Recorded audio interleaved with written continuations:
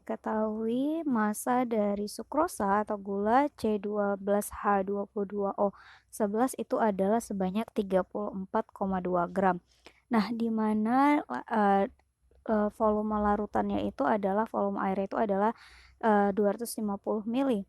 Nah, dengan ARH sama dengan 1, C sama dengan 12, O sama dengan 16, dengan rho air sama dengan 1 gram mililiter pangkat negatif 1, maka tentukanlah molalitas. Nah, molalitas itu dinotasikan dengan M kecil ya teman-teman. Ini molalitas, bukan molaritas. Beda ya, molalitas dengan molaritas. Apa sih yang ngebedain antara molalitas dengan molaritas? Nah, kalau molaritas yang biasa kita notasikan dengan M besar itu menunjukkan konsentrasi, teman-teman. Gitu. Konsentrasi dalam zat larutan, konsentrasi zat terlarut dalam suatu larutan dalam bentuk volume gitu, yang terlarut dalam larutan per 1 liter gitu. Nah, sementara kalau molalitas itu merupakan jumlah dari zat terlarut, ya kan? Di sini kita singkat dengan ZT dalam satuan jumlah zat terlarut dalam 1 gram pelarut gitu. Dalam 1 gram pelarut. Kita notasikan dengan P ya, pelarutnya itu. Nah, 1 gram ini bisa juga nantinya dinotasikan dengan 1000 miligram, tergantung dari massa zat pelarut. Jadi, jumlah zat yang terlarut di dalam pelarut gitu.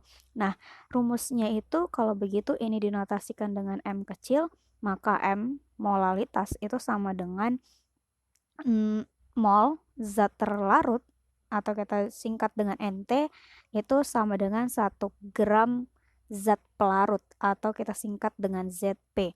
Nah, itu sama dengan kalau kita masing-masing rumusnya ini kita pecah, ya kan? Jadi mol itu kan rumusnya massa atau biasa kita tahunya itu adalah gram, massa dibagi dengan mR atau AR kalau dia unsur.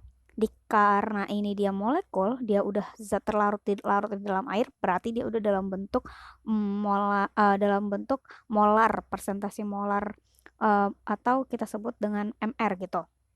Dikali dengan 1000 per miligram gitu. Miligram ini punya siapa? Punya si zat pelarut gitu. Nah, jadi kalau begitu kita bisa langsung nih mengetahui untuk nentuin molalitas, maka kita harus tahu dulu massa dari zat pelarut udah ada, ya kan?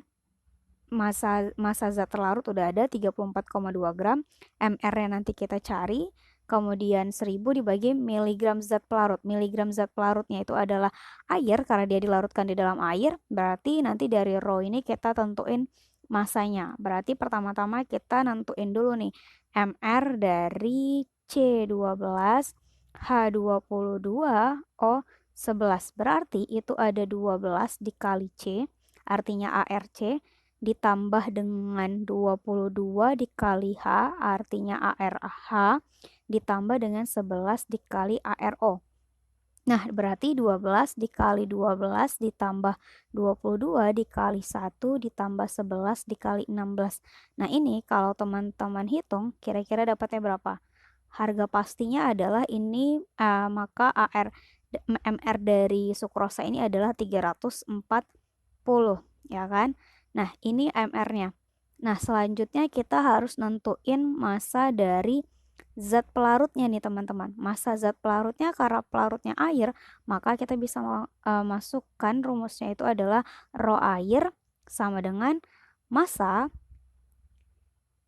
dibagi dengan apa? Dibagi dengan volume. Nah, rho airnya kan udah diketahui. Rho air itu kan 1 gram mililiter pangkat negatif 1 sama dengan massanya yang kita tanya, massa airnya, kemudian dibagi dengan volume. Volumenya itu volume larutan, yaitu 250 mililiter. Nah, maka massanya itu sama dengan berapa teman-teman? 1 dikali 250. Nah, satuan milinya ini habis karena ini kan pangkat negatif 1. Maka massanya itu adalah 250 gram. Jadi, kalau larutannya itu air, karena air itu punya massa jenisnya itu adalah 1, maka biasanya itu teman-teman bisa langsung samakan antara massa dengan massa airnya. Tapi ini untuk kondisi air, bukan pelarut yang lain gitu. Nah, kalau begitu kita langsung masukin aja nih, substitusikan ke rumusnya. Langsung ke substitusikan ke rumusnya, M kecil atau molaritas sama dengan massa dibagi dengan mR dikali dengan 1000 dibagi dengan miligram. Oke deh, masanya berapa teman-teman? Masanya 34,2 dibagi dengan 340 dikali dengan 1000 dibagi dengan 250. 250 dibagi sama 1000 itu kan 4, kemudian 34,2 dibagi sama 340 itu kan bisa 0,1 ya teman-teman. Berarti ini 0,1 dikali 4. Jadi hasilnya adalah 0,4 molal. Oke, berarti sekian.